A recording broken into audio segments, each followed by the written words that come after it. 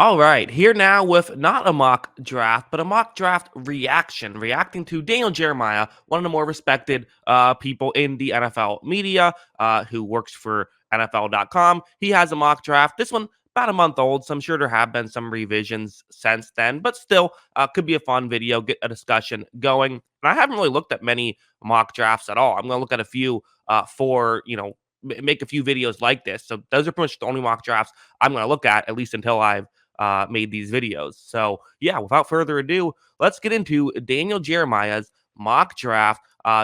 Very interesting stuff. It gave you a little bit of information at the top, but let's just move on. We're going to see a few right off the bat, but Bryce Young and CJ Stroud go 1 and 2. This is what we're going to see in basically every mock draft. I think some combination of this probably is what we're going to see, which is Bryce Young, CJ Stroud, a quarterback at 4. I'm going to guess usually Anthony Richardson, and then either Carter or Anderson at 3. That feels like, what makes sense. And to be honest, this top 4 feels correct to me. I'm expecting this to be the top 4. I think that it makes a lot of sense. I do think the Cardinals will view Will Anderson. I don't know. They might go after Carter. That's the one I'm really not sure about. But 1, 2, and 4, I feel pretty comfortable will actually happen. Let's move on a bit to number 5, Jalen Carter. Again, it's the only issues with him are off the field. On the field, he's a superstar. It's a fair question of when will he get drafted due to those issues. It makes him a difficult person to evaluate for this mock draft. But yeah,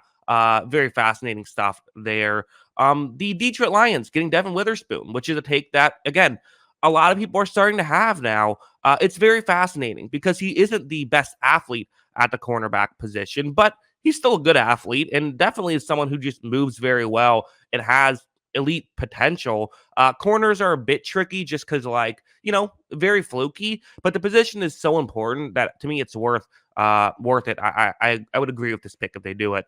And then Tyree Wilson to the Raiders.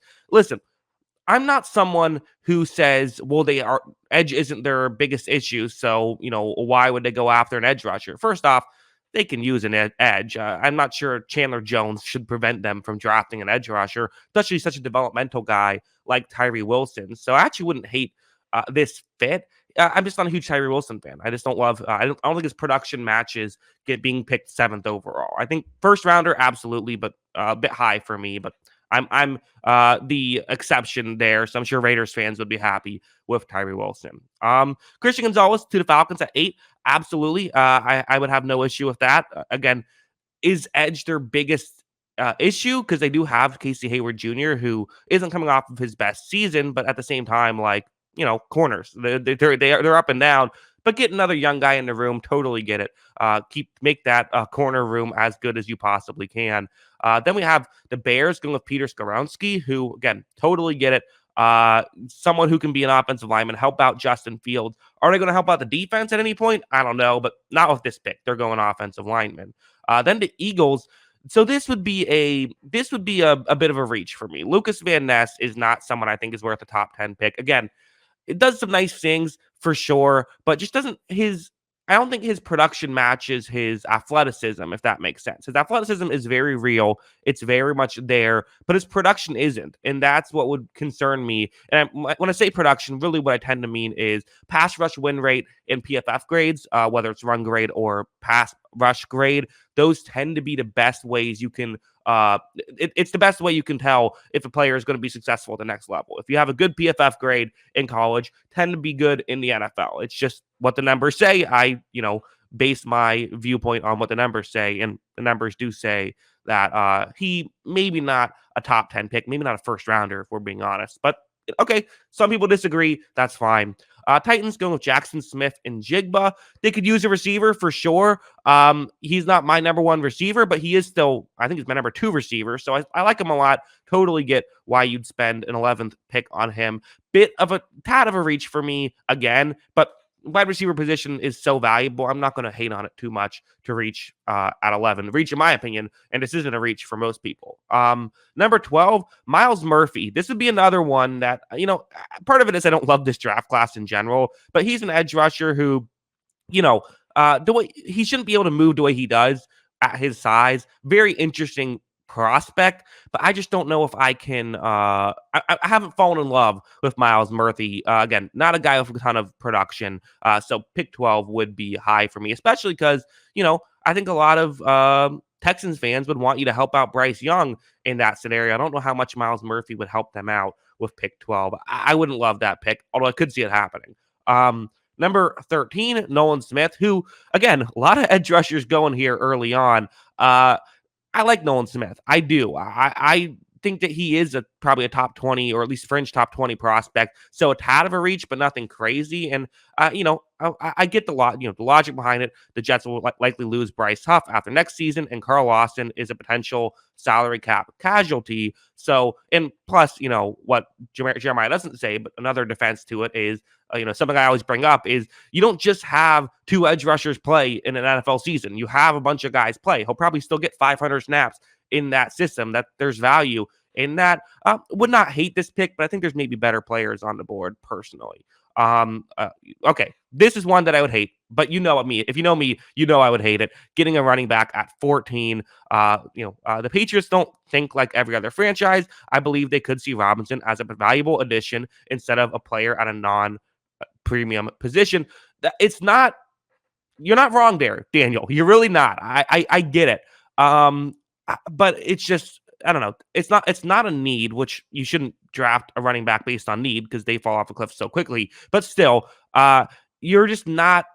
It's just not a good move. It's just not going to help you. It's not going to help you enough at pick 14. There's more valuable pieces there. Again, the running back thing. I don't even know if Bijan Robinson is this generational talent that he's been talked about as. I think he's good, but I don't know if he's the generational talent people talk about him as. So pick 14, that would just be, for a running back, that would be too much for me. But that's how I view running backs. Some people disagree. I get it. Paris Johnson Jr. To the Packers, totally get it. Help out Jordan Love with a tackle. That, makes sense. Washington Commanders, they're always a tough one. They really are to make in this draft. And really, I think they should just go best player available. Go, get your board, and whoever's highest on the list, just draft best player. Don't think about it. If Dalton Kincaid is their best player at this point, which he very well might be, would not be against it necessarily. Number 17, Broderick Jones. Again, getting a tackle, understandable, definitely makes sense. Not the most sexy pick, but sometimes it's the right pick. The Lions now getting Kalijah Cansey. Again, the Aaron Donald comparisons with Cansey. Who knows if he'll turn into Aaron Donald, but still, that's worth pick 18 just for the hope that he could be someone like Aaron Donald. Definitely someone who, one of my favorite prospects in this draft, Kalijah Cansey is. So I totally agree that he should be drafted. I think it'd be a great fit. And I think if the Lions added Witherspoon and Cansey, I think they'd feel very good. Next up, we have the Tampa Bay Buccaneers and the Will Levis. The slide stops. And as a Tampa Bay fan, I would not hate this pick. And I do not like Will Levis as a prospect. But, again, quarterbacks are hard to evaluate. And just because I don't like him doesn't mean he won't hit. And so getting him at pick 19, if there's some people that think he should be picked, there's some people who think he should be picked first overall. Not many, but there's some. And there's some people, a lot more people that think that he should be picked with the fourth overall pick. So getting him at 19 would certainly feel good. I think the more realistic scenario for them getting him would be trading up. Like, I don't know where exactly the trade up would be, but I suppose if, let's just say, for example, the Raiders and the Falcons don't go quarterback, because then which team which team might go after a quarterback here? Maybe the Titans at 11. I don't know. That's an option. And then I don't know. Maybe the Patriots at 14. I could see them doing something like trading with the Eagles, giving up some picks. Hopefully not giving up a future first, but maybe like a second and third in this draft class to make it happen. That feels more likely to me. I don't know. It's an interesting situation. The Seahawks, Jordan Addison. This is something I've done in a mock draft as well with the Seahawks. Although I think I did it where he fell later in that draft, and it was in the second round when I did my Seahawks mock draft. That might be out now. If not, it's coming out shortly. It does make it perfect. I think it's a perfect fit in that scheme to be the third receiver behind Metcalf and Lockett. So I totally am fine with this pick, even if I have him a little bit lower on my board. I understand the fit is so good. And then Zay Flowers to the Chargers, something that if he's there, they just have to take him. They just have to. It's the law. I don't make the laws, okay, but that is the law. They have to take Zay Flowers because they need an option like that. They need a third option because they have two great guys who can win on the outside, but they need someone who can win over the middle. Zay Flowers is that guy. It would be a perfect fit. As just a football fan, I hope that happens. Number 22, the Ravens would go with Joey Porter Jr., which, as Daniel Jeremiah says in the article, how fun would this be? Just sounds amazing. It does. And Porter is someone who some people love. I think there's some things that concern me on his tape, but 22 would be a lot more where feel comfortable selecting him, especially to, a team like the Ravens who just know corners and know how to get the best out of them and know secondary players in general. And I'm sure they would get him to live up to his potential if they drafted him. So I would love that fit. The Vikings go with Hendon Hooker. Okay, here we go. Hendon Hooker does get drafted. I have a first round grade on Hooker, and I only have 27 first round grades this year because I think it's a weaker draft class. So Hendon Hooker is someone who I'm a fan of. The issue with Hendon Hooker is just which team would draft him late in the draft. There isn't really a great spot for him. Maybe the Ravens at 22. I don't know, but there's not a great pick. The Vikings are someone who could consider doing it. Maybe you let Hooker, he's not going to play next year. So maybe this is the move of you let him sit for a year, sit behind Kirk Cousins, and then next year you try to get rid of the Kirk Cousins deal. I'm not sure exactly how that deal is even working here. One second, let me look it up. Okay, yes. So the deal is currently this is the last year of the deal, kind of, although there still is 28 million due in dead cap next season, which is unfortunate.